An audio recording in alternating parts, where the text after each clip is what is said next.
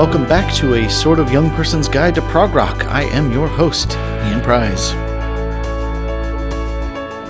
So in the last episode, the Beatles upped their game with Revolver.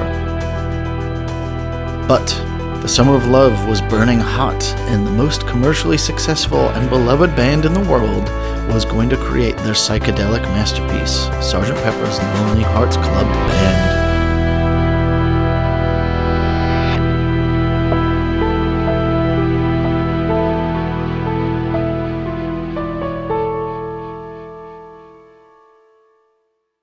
So, hot off Revolver, the Beatles would stop touring, playing their famous last concert at Candlestick Park in 1966. But, brimming with ideas, Paul proposed recording a live album and sending that on tour. Mishearing his roadie, Mal Evans, asking for salt and pepper, he dreamed up the Sgt. Pepper's Lonely Hearts Club Band, a groovy alter ego band that would go on tour for the Beatles. Knowing that they'd never have to play this album live, they experimented with textures and techniques and created a really eclectic mix of music that captured the Summer of Love, but would also further the concept that rock bands could experiment and that people would listen. This album would give creative license to a new generation of musicians, the generation that would go on to create progressive rock. So for me, this album was a junior high school edition. This album is brought up in pretty much every list of the greatest albums of all time, so it was inevitable that when I really got deeply into music, this would become required listening. And indeed, most of these songs became jamming staples for my various high school bands. This album in particular makes for a great foundation, as all the songs are playable but so creative and interesting that they're really rewarding to play. In the 20 years since first hearing it, I always find more to hear in this album, and I suspect the same is true for my guest today. So today I'm joined by Anne. Hello, Anne. Hi. Nick. Hi, everyone. Happy to be here. Welcome back. Ryan. Top of the morning. Welcome. Ed. Welcome to the podcast.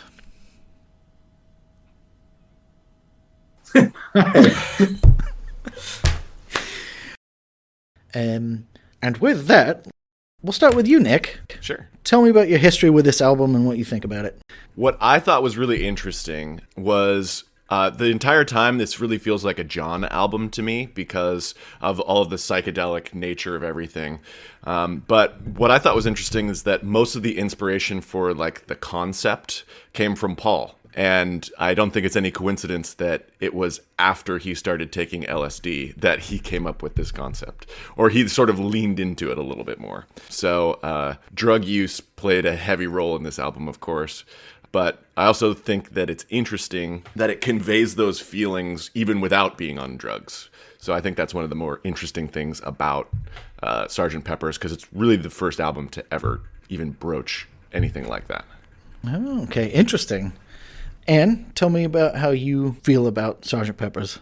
I think that the bulk of my Beatles consumption growing up was through the vehicle of best of albums and compilations.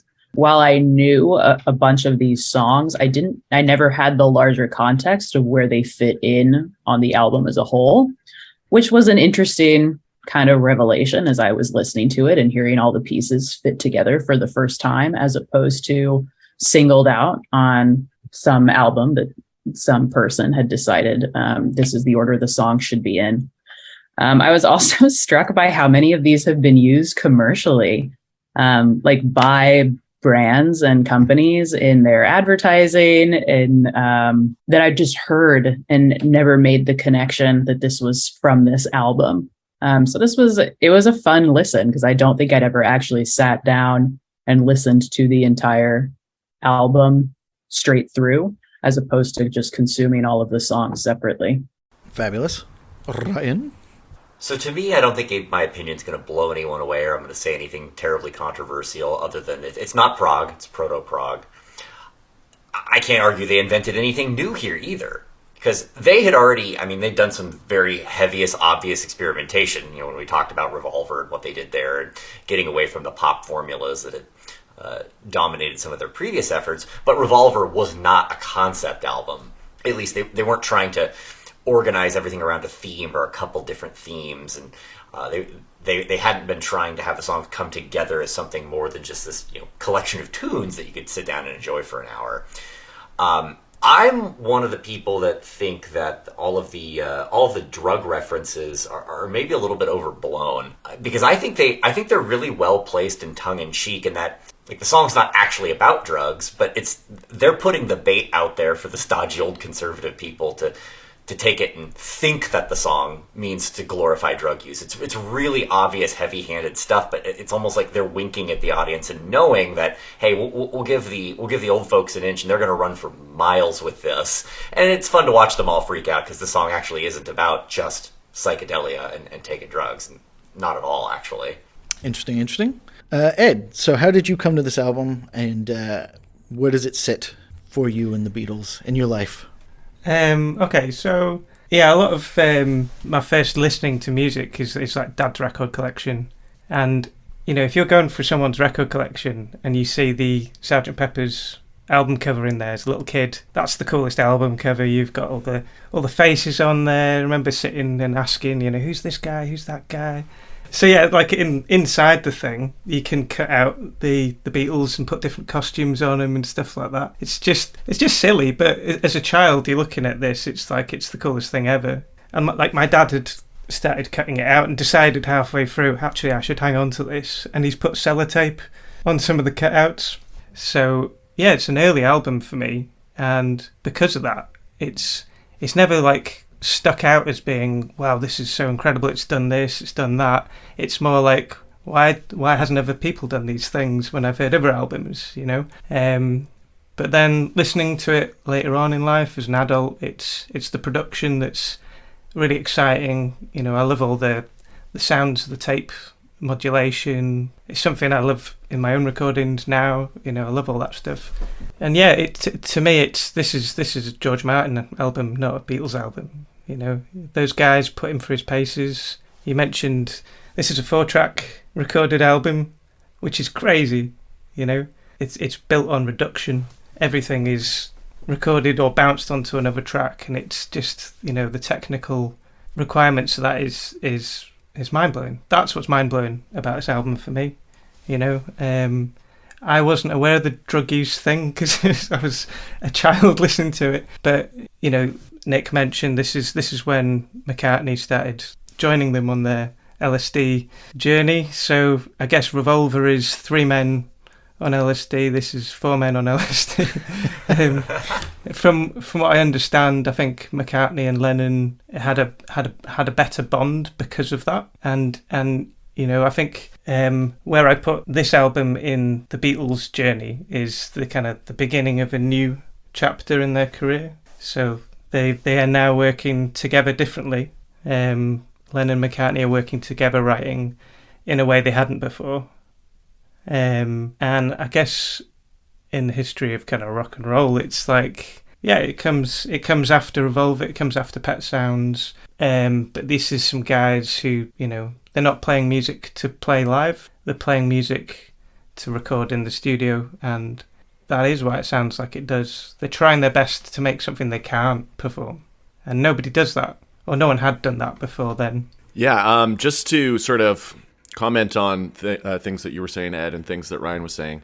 I do think that it's not a celebration of drugs. I think that sort of just came through on just like their life experience. But I think more of what it was a celebration of was an alternative worldview. Because previously, like, every single album was like, hey, like, love me do. Now we're starting to get into, like Pet Sounds, like has been brought up quite a bit. The content of albums were starting to change. But this was like, hey, the biggest artist in the world is now talking about this alternative worldview. Maybe you should check it out, or at least learn about what it is. And I think for a lot of people that lived, like the clean-cut lifestyle, that was probably a huge wake-up call. I know it was for my dad. Like, he's just like a couple months younger than George Harrison, and he remembers when this album came out, and he was like, oh, okay.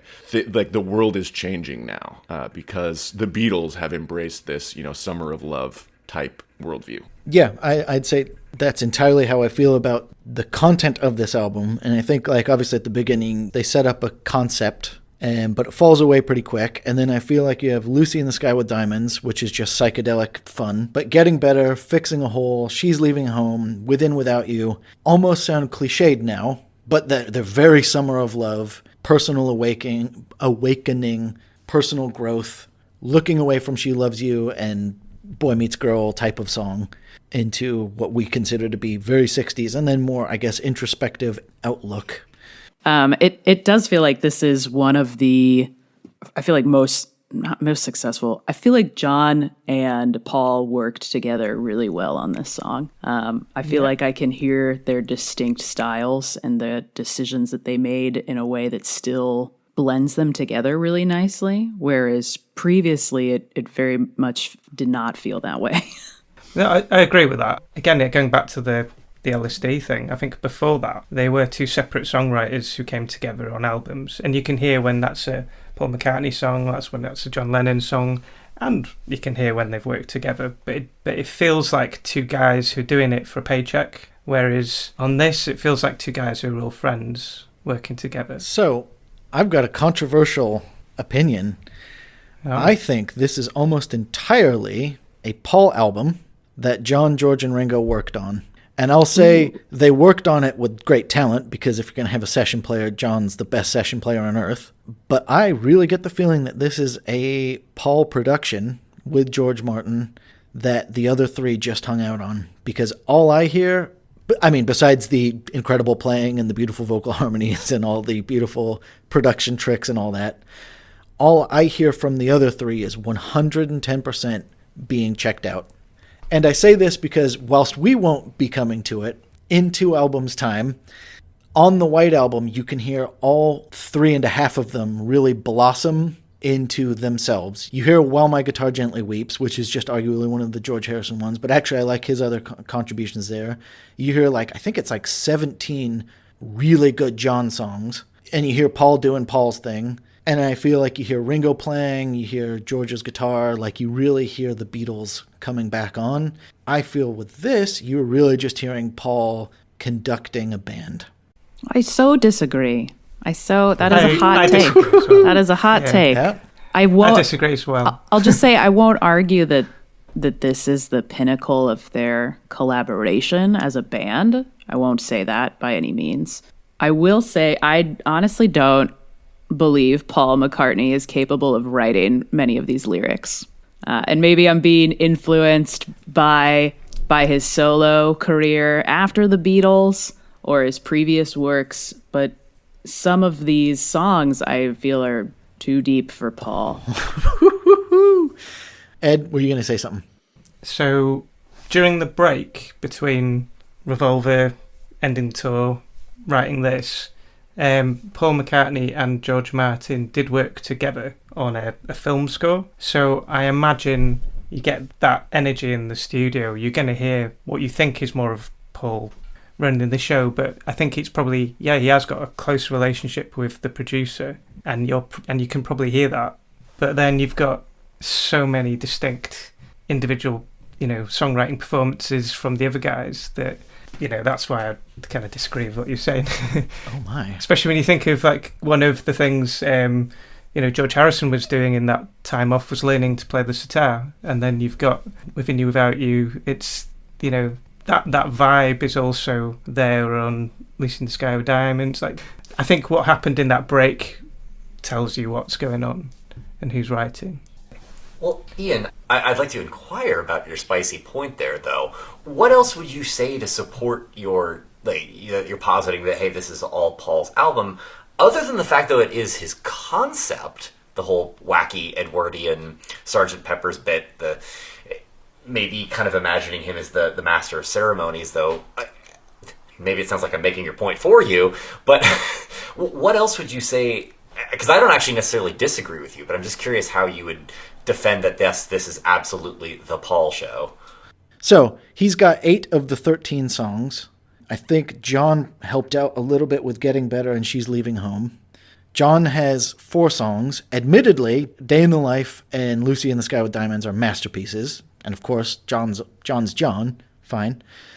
But I would say the really strong points of this album Sgt. Pepper's, With a Little Help from My Friends, kind of the jaunty show tune-ness of Getting Better and Fixing a Hole are so painfully Paul. The concept, as you say, is completely Paul's. And if you listen to the instrumentation, Ringo's not as interesting as he normally is. And then everything else is subsumed by the layers of psychedelic nonsense. Later when you can hear John, say in Abbey Road or Let It Be and or Get Back, you can hear John really playing some guitar. And then obviously you can hear Ringo and George just doing what they do. And they're there. They're present in a way that they're definitely not on this album. So I'd say these are very Paul compositions. It's a very Paul subject matter. It's definitely Paul's concept. And then George Martin put all the awesome psychedelic-y stuff on it. And obviously, I will give John his due. He comes through with 2 absolute legendary Beatles songs. And that's John Lennon. Yeah. I think as well, John Lennon is definitely, he is going through a period in his life where he is more subdued. He's just come off filming an anti-war film. I think that experience changed him quite significantly. And the messaging in this album is quite limited from him. But I feel like he, through that LSD experience with Paul McCartney, I think he's helping Paul through that. Yeah. So, like on a personal level, I think there's some interesting stuff going on there, but you're not necessarily hearing John in this album delivering that. I think you're kind of seeing some prop up Paul. I guess my read on this is I think they've just come off their big tour. All of them are tired, but then Paul's just like, I want to do a thing. For me, I can feel Paul's energy being like, oh my God, I've got this like bone that I need to chew. And you think about how fast this is. So Revolver was 6 months before this. Magical Mystery Tour is going to be roughly 6 months after this. That's also going to be definitely Paul's production. And then they go off to India to meditate. Then they come back for the White Album. And I'd say they're a little bit more of the Beatles by then. I think everyone was sick of being the Beatles, which is why they stopped playing live. They were sick of all that noise. John was probably sick of, being the Messiah and then also being hated for saying he was bigger than Jesus. I think he was tired. This isn't a knock on John because John comes back in a bit, but I really get the feeling that this is a Paul McCartney production. I don't disagree. I don't disagree with any particular point you're making, Ian, which makes me wonder if the reason I had such a loud, visceral response to your first assertion is that the songs on this album that stuck out to me the most are the ones that John had a hand in. And those are the ones that I think of when I think of this album, even though that's not fair. They're a minority, right? They're not all of them, but those are the ones that I think of. And so hearing you talk through that all makes sense. I don't disagree with any particular point. I've got a theory on why the John tracks really stick out. So when I think of the production of this, so in Revolver, you're first hearing the ADT device that they use to do the double tracking, and they use loads of that on this album. But for some reason, it works best with John's voice. Like something about those frequencies that it gives you that kind of psychedelic feel. And Lucy in the Sky with Diamonds, they really push that double tracking. And I don't think it would work with Paul's voice. I think because John's voice is quite, it's less dynamic. So you get this kind of, it's almost monotonal. Do you actually, I was going to say, do you think the nasalness creates like a drone? Like maybe, a psychedelic maybe. Drone? But there's something about him using that equipment that is like, it's like the signature sound. I think they built it because he didn't want to do the extra recording of his voice. Yeah, so it's like he's kind of pushed that technology with his laziness.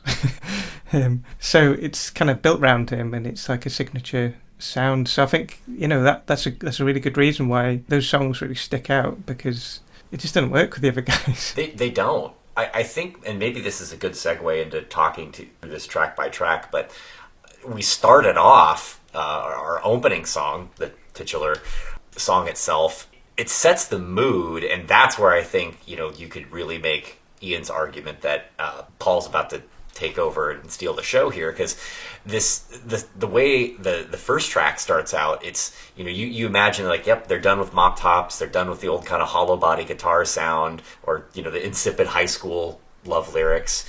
But Paul's voice has this edge to it. I think you can actually hear a little bit of fuzz and distortion in the guitars, and that's what sets the mood, so that later when we move into these other more John influenced songs, they really stick out like a sore thumb. Yeah, I would definitely agree.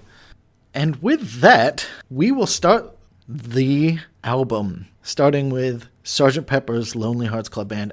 We start with the opening track, Sgt. Pepper's Lonely Hearts Club Band, and it really is literally written to be a perfect opener. And I think the interesting thing here is that they are starting as the Beatles. They are rocking and it sounds live, and then they've added live sound effects in to make it sound live. Quick question, has that ever been done before? Adding fake crowd noise or adding like fake background noise to an album? Like, I know we're not all like music historians, but like, it's an interesting to your question. knowledge... To my knowledge, no, and at least never that famously. And I think it could have only been, Revolver the year before, well, that half a year before. They added, obviously, all the tape loops and stuff in. But I think, if you're working with 4 tracks, it would be insane to try and add sound effects in. Right, that's why I posed the question, because they were kind of reinventing how to record an album during this entire studio session. Yeah. Yeah, it's like they're making George Martin work where, he would never go, let's just add this extra track on with this background noise because it's hard work. Yeah. And you're just forcing the guy to do it, and obviously he's great, he's capable, so that's fine, but and the irony of it as well, like, this is this album that they're never going to tour, and you've got audience sound. I just love that. Well, I think, and I don't know if they planned it to be this way, but I think spiritually they are playing as the Beatles, introducing Sgt. Pepper's Lonely Hearts Club Band, and handing off to Billy Shears. And I think actually, I don't know if they planned it this like metaphysical, but that's what it feels like to me. Is this is the only rock song in a classical sense with blasted guitars and a really heavy beat and all that. This is the rockingest the album ever gets. And then they're like, okay, and now we introduce you for the rest of the show to Sgt. Pepper's Lonely Hearts Club Band. So I feel like spiritually the Beatles hand off then to Sgt. Pepper's, and they introduce Billy Shears as played by Ringo Starr. How do we feel about that vocal performance? I loved that vocal performance. I think it was probably his perfect. best. It was perfect for that song. I was really interested to hear what you'd think of that, especially that last note he does. I thought it was just very charming. It just sounded very genuine and authentic, and the perfect tone and approach to a song like that. Yep. I think he's got such a distinct voice, and I think he carries a tune just fine. And as we talked about in the last episode, I think one of the magical things about the Beatles is their interface between like nursery rhyme childhoodishness with like an adult sensibility and or a mature sensibility, whatever you want to say. And I think Ringo nailed it with Yellow Submarine. He nails it again with this. I think he has a really sing-songy voice. Yeah, I think this is his best by far. And like I say, that last note he performs, that last word, it's quite impressive. Yeah. Oh, the walk down, the that one. Well, this was his one chance to shine on the album, because he's gone on record later as being pretty bored throughout the production of this whole thing, which I thought was interesting, Ian, when you said they're all checked out except for Paul, but Ringo's the only one who has publicly said anything about it. But yeah, this was his one chance to shine, and he nails it. And both the content of lyrics and his delivery, it just feels so unapologetically English that it really does have a lot of charm to it. Did you all read the little factoid that when Ringo recorded this, all of the bandmates were around him to like feed into the his theme, be his friends, and help him. Yeah, and that just, I think that comes across, that kind of, that sense of camaraderie And especially that last note, it just sounds so human and so real. And I loved Ringo's performance on this song. Yeah, I totally agree with this statements that this is Ringo's best song, and it's probably my favorite Ringo song out of all of them. But not to take the podcast like down a debaucherous road, but you can't talk about the song without talking about all of like the rumors and insinuation about what he means with "A Little Help from My Friends," and we know about all of these sort of scintillating details about the Beatles when they were chummy young lads, and like, to be honest, there are rumors that they tell us about these rumors, Nick. Are there rumors that you're starting now? No, I could be starting rumors, but I believe Paul has come out and said that they used to like all like hang out and have a wank. What? Yeah. I'm definitely cutting this out, Nicholas. I know. I mean, but like the fact that none of you guys have heard of this makes me question it. But I think I remember like reading something about this and being blown away, and I was like, why is he talking about this? Well, you know, they did live in like, you know, when they were in Germany, like just in these little bunkhouses on their own. Exactly. Like, yeah. Like they just like didn't. They like you're spending so much time together, like they just didn't care. I suppose they were like stuck with each other for a long time, weren't they? Like it's like living on an actual submarine. Yeah. Jesus Christ. Hey, who knows? So to be fair, in Paul's big lyric book, you know, the one that he just published last year, he actually does say this. That's what the song is about. So you have, as in, not that they're all doing it with each other, but that what do you see? No, they're not like giving each other reach arounds or anything like that, Ian. Like during the performance. Jesus Christ! Come on, why would your brain go there? Why? So wait, so there is evidence. There is evidence of this, and then everybody thinks this is hilarious that I brought this up. But there is evidence of this. Yeah. Do you know, you've ruined that image that Anne gave us with the friends all around him while he's performing that piece. Yeah. Oh no. I start looking at that very differently. Okay, what does Paul actually say in that lyric book? For the record, what does he actually say? So for the record, so Paul says the line about what do you see when you turn out the light? I can't tell you, but I know it's mine. And he says this about wanking. No kidding. Yep. Well, Yeah. that's So who's fine. crazy now? Who's crazy No. now? All right. Well done, Nicholas. I think, honestly, that's probably pretty valid, because I think of the people who accuse this song of being a drug, like, ha ha ha, his friends are drugs. You know, like, I think Spiro Agnew was the one who said that publicly, like, oh, of course that's what this is about. And it's just too obvious. So it's a fun tongue-in-cheek thing to take, you know, right-wing people like that and freak them out. But in reality, it's a fun, unapologetically English song about perhaps some alone time. Well, Yeah. I'm glad we got here. And this isn't the only song that they do that on in this album. No. They sneak in a couple lines throughout the whole album that are open to interpretation, however the listener wants to hear them. Wait, about drugs or about...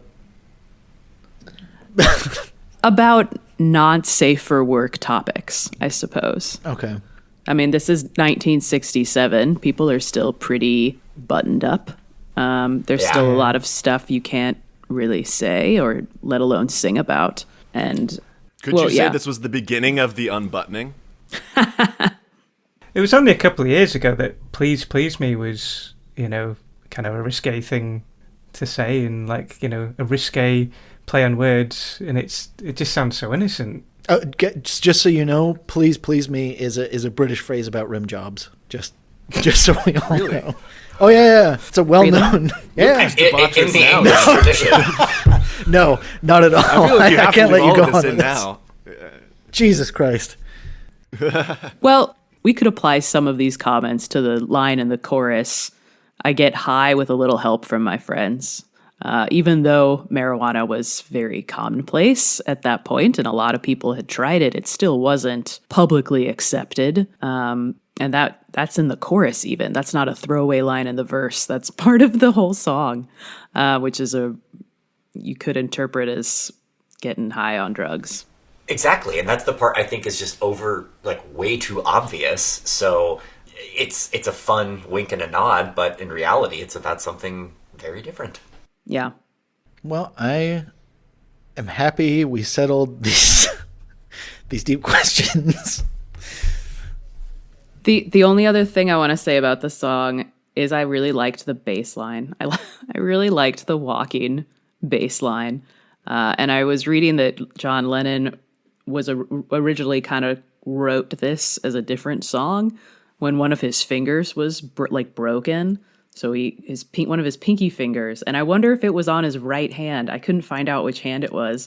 That might kind of explain why that walking bass line with his left hand was so fun. It's because he was down a finger on the right, but I have no way to. Yeah, I have no way to validate that theory. From on the production side, this album you hear a lot of DI, like directly recorded into the desk, and a lot of the bass is recorded that way. The famous hollow body bass, you actually get kind of more of the bass frequencies that you can play with when you do that, when you do record straight into the desk. So yeah, the bass sounds really great on all these tracks. It's just a great sound. It's just great tone. And who had come up with and pioneered that? Because it wasn't them, but as far as plugging directly into the board instead of miking up an amp, like that, because that was pretty recent. Who was that? Yeah, I don't know. I feel like it is something that was literally that year. I'm really not sure, but there's great use of it in this track. Like, we didn't mention it in the first one, but that fuzzy guitar, that's straight into the desk as well. I'm sure of it. You've really got the top fuzzy bit of the spectrum you probably wouldn't have heard through an amp because of the way the amp compresses things. So I may be wrong, but that, to me, that sounds like they've really pushed it too hard into the desk. And it's really cool sound. A buzz, rather than an overdrive sound. So they set up that Sgt. Pepper's Lonely Hearts Club Band is here now, and then they completely abandon the concept in the third track, Lucy in the Sky with Diamonds. Does anyone want to introduce what this is all about? This is one, at least lyrically, that everyone goes, Lucy in the Sky with Diamonds, LSD, ha ha ha. But John has publicly come out and talked about how it was that concept is, he was looking at a pastel drawing that his son Julian had done, who was 4 years old at the time. And it makes a lot more sense when you start to think of it as kind of this, childlike nursery rhyme-ish kind of song picture that he tries to paint there.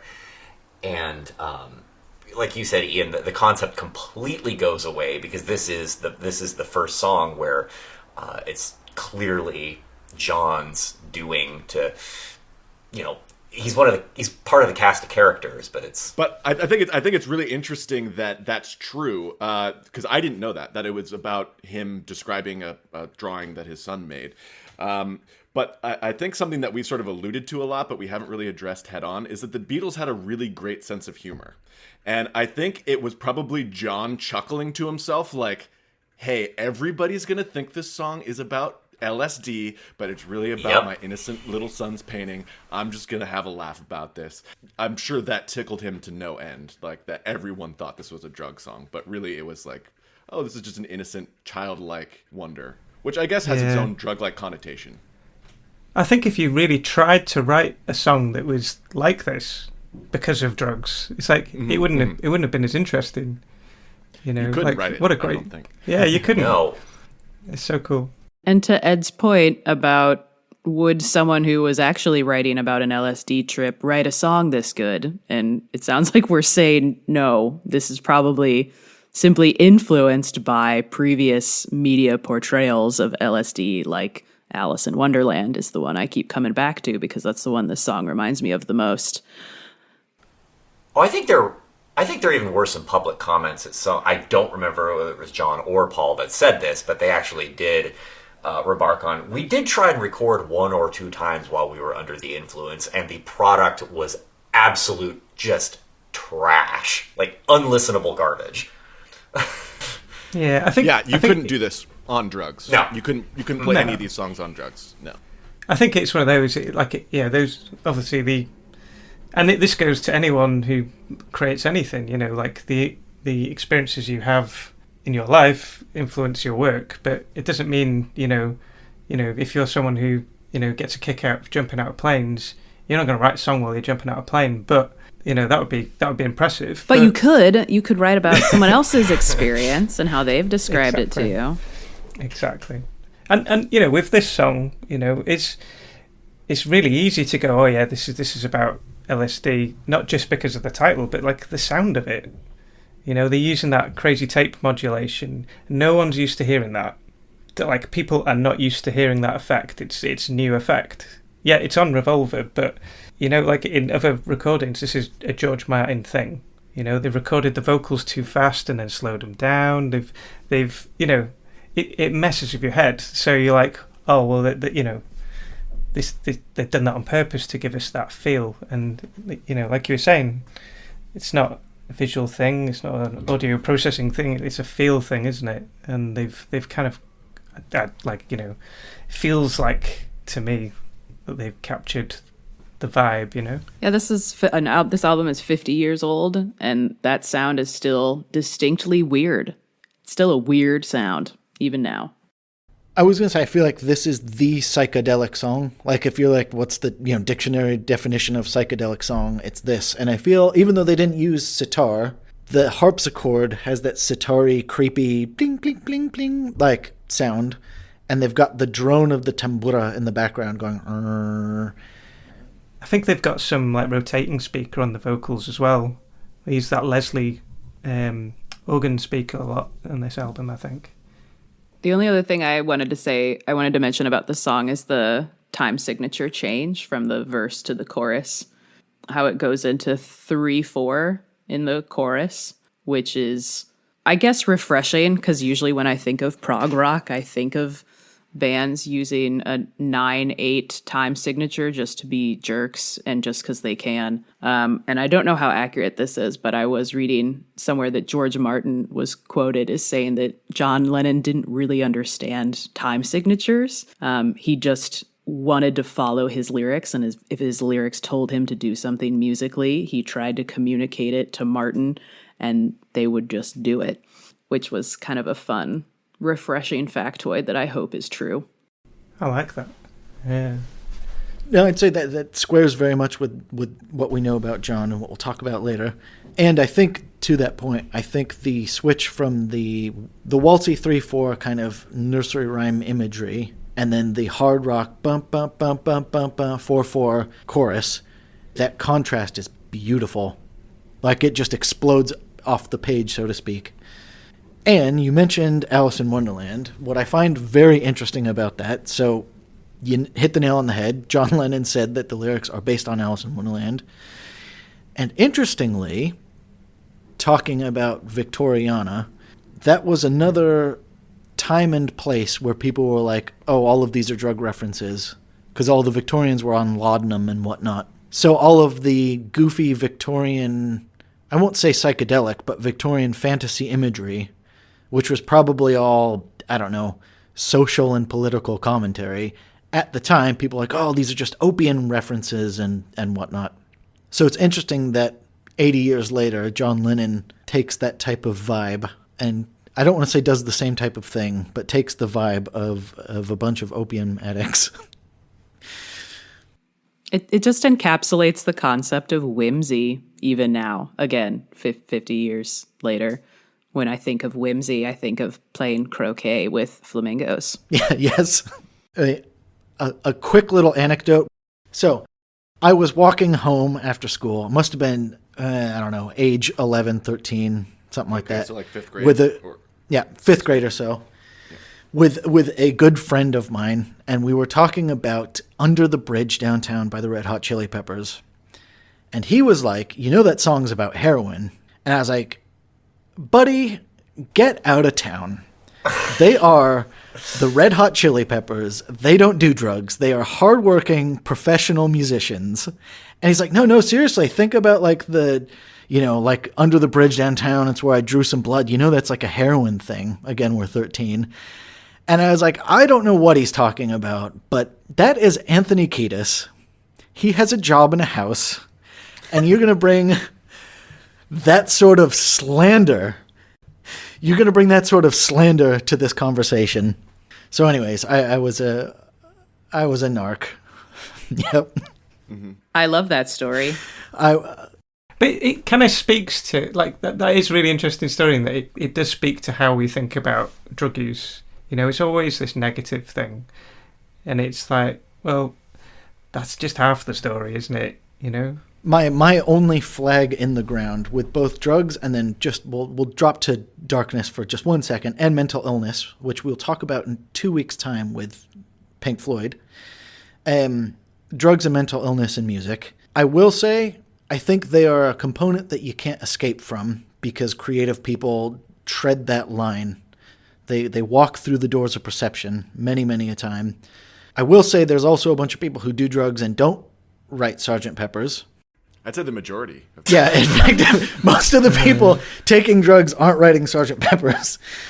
I will say there's an element of it's inescapable because I think creative people are obviously drawn to that as well. Well, if you think of the Beatles, like, no one had been that big before. You know, these guys are dealing with a lot of stress. They weren't looked after properly. You know, they were put into some really dangerous situations. There's loads of examples of that. So they're probably, like, dealing with some crazy trauma. You know, I think these guys were, like, kind of self-medicating. And, you know, like we alluded to before, like, you know, this is the first time all four of them had, like, kind of dabbled with the drugs. And it's like, and you've got this, you know, refinding their friendship again. Well, sure, I was just going to say, Ed, I think you're spot on about that, just the self-medication part, because that kind of fandom that they had experienced and been on the receiving end of did not exist up until that point. Obviously, that's part of why they quit touring. But that really was new and scary and terrifying to be the object of that much adoration. Like, that did not exist before the Beatles. Yeah, like they talk about how they could have just put some waxwork versions of themselves on stage. Yeah. I think it's John says this, and that would have satisfied the fans. Yeah, it's crazy, terrifying stuff. Well, yeah, you get to the point where you can't even play because you can't even hear anything. The crowd's too loud. Ian's point about, you know, like artists and mental illness, because I mean, at the time in the 60s, like, psychology was still very Freudian. It didn't really have, like, a modern sense of psychology as we know it now. I wonder if any of the Beatles would have identified with some of the, you know, like depression or ADHD, any of, like, the modern descriptions of mental illness. And maybe that would explain, like, their state after enduring all this trauma and, you know, seeking out something to escape. If anyone had allowed it to come out, I think that probably would have had to have been true. As you've all been saying, like, the level of fandom they experienced was probably horrible. And they're 23 or so by the time they record this. Yeah. I think they probably were really under the gun. And I think, obviously, John more so because he got labeled as, you know, their leader and got all the love and the hate in just prodigious amounts. I think the other thing that we need to remember is that the Beatles are baby boomers. So I think they came up, certainly in Britain and working class Britain, under the don't you dare show the cracks. Yeah, and that's the thing, like in Britain after the war, times are not sunny, you know, like it was really hard times. Like, kids had nothing growing up, you know, like they were probably growing up in really struggling times. I was going to say, I think I alluded to this in my opening thoughts about how these songs work better as an album and not piecemeal because of how jaded this band seems when you really examine the subject matter of their songs. In that we haven't gotten to some of the later ones, but, you know, based on news stories, based on a poster that they saw in the store, based on what they see out their front window. And it is almost a reflection of them not engaging with the world for a while and just writing, not to fall too much into the critique of Randy Newman, but singing about stuff they see as opposed to stuff they do and stuff they're experiencing. No, that's a fantastic point, actually. That, like, I think this is a Through the Glass Darkly experience. But on the lighter side, I do think that they are starting to sing about, I'll call it personal emancipation, which is what we're getting into in 1967, The Summer of Love. And I think we start right off the bat with the next song, Getting Better. I think the thing that's interesting about me is we've experienced the psychedelia of Lucy in the Sky with Diamonds, and we're going to experience some more psychedelia down the road in Day in the Life. But I think this album tricks you into thinking that it's a psychedelic album, because I'd say Getting Better is not really more psychedelic than Revolver, and not really more psychedelic than many other things that are going on. I actually think this would have fit real well with maybe like on Rubber Soul or something. I think it's just a pretty jaunty little tune. I mean, actually, it's a phenomenal tune, but it's just a jaunty little song about feeling better, and I feel like it really encapsulates the spirit of the 60s as well. Or 67 rather, we're trying to get better. I think it's more a good reflection of the 60s because of that throwaway line in the end about beating your partner. We don't like to think about that line, but the third verse is, I used to be cruel to my woman. I beat her and kept her apart from the things that she loved. Man, I was mean, but I'm changing my scene, and I'm doing the best that I can. Whoa, that's heavy. That marks a pretty distinct departure from She Loves You, yeah, yeah, yeah. Man, that's so real. That's true. Although the majority of the song is about, feeling better since you've been mine. And that's why I say that that's more of a love me do kind of sentiment. Yeah, but you can't ignore that last line for sure, or the last verse. And that is them being more introspective than I think we're used to seeing from them. Yeah, I just think that, it's just got that pop sensibility, unlike some of the previous songs on the album, which is what makes me harken back to the earlier days of, Holding Hands. Yeah, and it's, as song structure goes, it's like solid, obvious, solid, song structure. You get your verse, your chorus, verse, chorus, and then the middle eight is that, in the storytelling, you've got the what if moment, and that's when you hear the sitar for the first time on the album, and it gives you that kind of, we just flipped into a different way of thinking. Play the sitar, gives you that kind of, and then flip back to the last verse, which is, that dark line that you're just discussing. Then it's like back to reality, and it's heavy. It's really heavy. And I think maybe this is them flagging up now the generational divide, as in that this is how. Again, I cannot Freudalize the Beatles themselves, but I'll say as a society thing, them saying this is how, as a society, we used to be, and this is as a society where we want to be. I don't actually know, personally speaking, I don't know if John Lennon was actually on the way to treating women better. I don't know where he was in that journey. But at least there's some self-awareness. Yeah, well, the funny thing is, I actually don't know if Paul gave him that line, which is the interesting thing. So Lennon is quoted in one of his last interviews before his death that it is rooted in his own transition from a more violent outlook on life to a more peaceful one. I think he's quoted as saying, it is a diary form of writing. Well, I think that transition, that makes a lot of sense given their upbringing in industrial, post-war Liverpool and the kind of the rough and tumble way of life they'd had there versus his new outlook on things. I think that fits pretty well. No, and that's why I agree. I think it's a good reflection of the 1967 era, is that this hopeful admission that things are getting better and people are trying, but there is kind of a dark underbelly and a dark history that we're still trying to come back from. Yeah, and that's the thing, like, if you were from Liverpool, I'd imagine as a child, you'd have seen those buildings were still in rubble from when they were bombed. Those are the cities that were targeted. Oh yeah, and and your parents, or not them specifically, but like the royal group of people that would have been there at that time. Your parents are your dad's an angry drunk dock worker that does beat his wife. That's the scene. Yep. Well, as I say, you know, like you talk about the production stuff in Revolver, having like you've got all these new techniques to play with, but then they didn't have the time to do it. And then when they've literally got all the money they want to play with, all the time they want to play with on this, so that is kind of a hopeful vibe. You know, these guys really can just sit and play with this stuff. So there's another getting better, hopeful vibe that's coming through in the studio environment. And I think that continues on to the next track, Fixing a Hole, which is just straight up from Paul's mouth. Just this is a thing about looking at your life and fixing things. Nice and easy. Now, continuing on with our shocking the establishment thing, the British press at the time said, oh, it's fixing a hole with heroin, blah, blah, blah, blah, blah.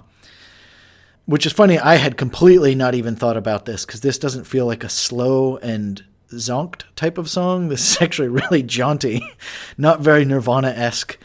Yeah, that's not how you fix a hole. Yeah, I mean, so Paul, from his very own mouth, says this is a song about looking around your life, seeing the things that are wrong and fixing them. And I think actually playing off the last song, Getting Better as well, they continue with really interesting beats. Because this has that jaunty Showtime tune and another descending bass line a la Lucy in the Sky with Diamonds. And those backgrounds, the oohs and the ahs. The luscious backing vocals. Would you say, Ian, this is the most jaunty prog rock album out of all of them? Well, I think we're still in proto-prog, which is why, like, Sure. I think the fact that this is actually unabashed fun, and I hope this sells everyone for the rest of the podcast series, the fact that this is actually fun suggests that this isn't yet prog. Okay, because that's why I asked the question. Because we know this is proto-prog, yeah, but we're addressing it on this podcast. So that Yes. means that it's tangentially connected in some way to Yeah. prog. And because it's important to address. But is that the distinction? Like, if this was less jaunty, would you then be like, oh, this is the first prog rock album? Did we decide one time that, you know, there are no working class prog artists? I don't know if we.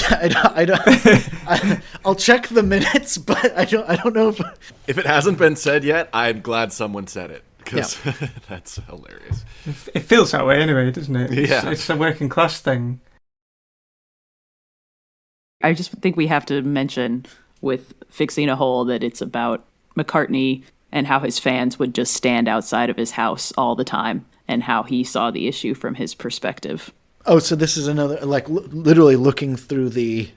This is him literally looking through the windows at people watching him and wanting to come inside, and they stand there and give off the impression, "Don't let us in," is what Paul McCartney is quoted as saying. Oh, interesting. And so this goes back to him experiencing the world from inside, looking out. Exactly.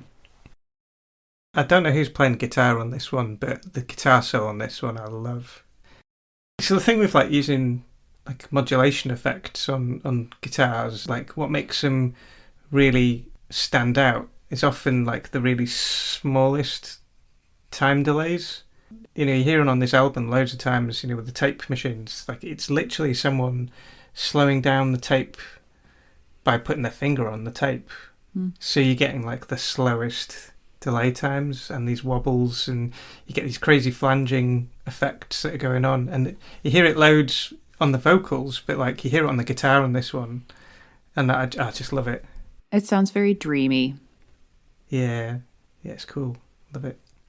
So we come next to one of the few Beatles songs where no Beatles actually play on the song. We talked about this with Eleanor Rigby last week, but we've got now She's Leaving Home, which interestingly is a Paul McCartney song that Lennon added some lyrics to.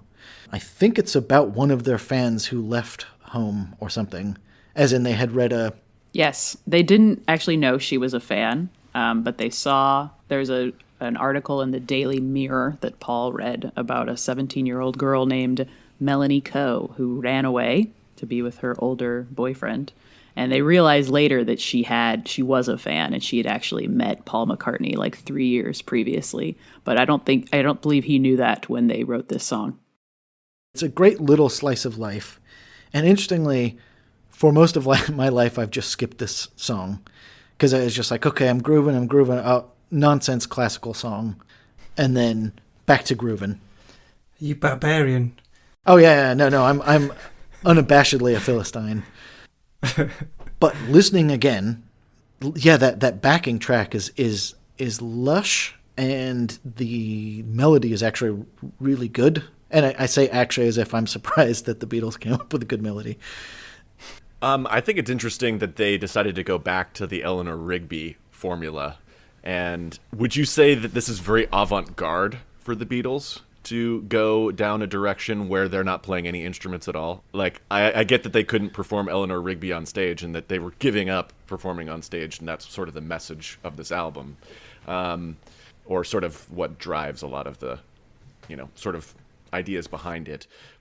Here's a song you cannot perform as a band on stage, I mean, I would say I don't know if it's avant-garde. I mean, it's avant-garde, I guess, for a rock band to do this. I think what's very interesting, and we'll come to this in later on in this album, that Paul obviously looked back to song hall tunes, maybe reinventing them, maybe bringing stuff on. But interestingly, it's another song about personal emancipation. She's leaving. And because John sings the parents as a counterpoint, and like, what are you saying? We gave you most of our lives. We did all the stuff for you. And she's saying, nah, I'm meeting a man from the motor trade. So again, we're squarely in 1967. Very struck by their age when they wrote this. They wrote it from the perspective of the parents as opposed to the girl. And this is another point in my corner for... This was based on a news article that Paul read. So yet another instance of him writing based on what he's seen and not necessarily what he's living or what he's doing. I mean, it must have been very weird for them just living in essentially like a tour bus. I mean, and it's stuck like that. It's a lesson for songwriters, maybe don't write about what you know. Oh, yeah. Because that's the trope, isn't it? Everyone says, oh, write about what you know. It's like, well, maybe that's not true, Yeah, I think David Bowie used to do something similar. Like he'd cut out words and just kind of move them around like this on the desk. I'm miming moving words. For the audio listeners at home, he's miming moving things around. Yeah. And then he did cocaine for 3 years, and then and then he records Heroes. The rest is history. Yeah. And the rest is history. Yeah. And that's where we'll leave it today. I have been your host, Ian Prize, and this has been a sort of young person's guide to prog rock. Do find us on Instagram at ProgFrogPod. If you have any longer thoughts, queries, opinions, we are at helloprogfrog@gmail.com. Thank you to my guests, Nick, Anne, Ryan, and Ed.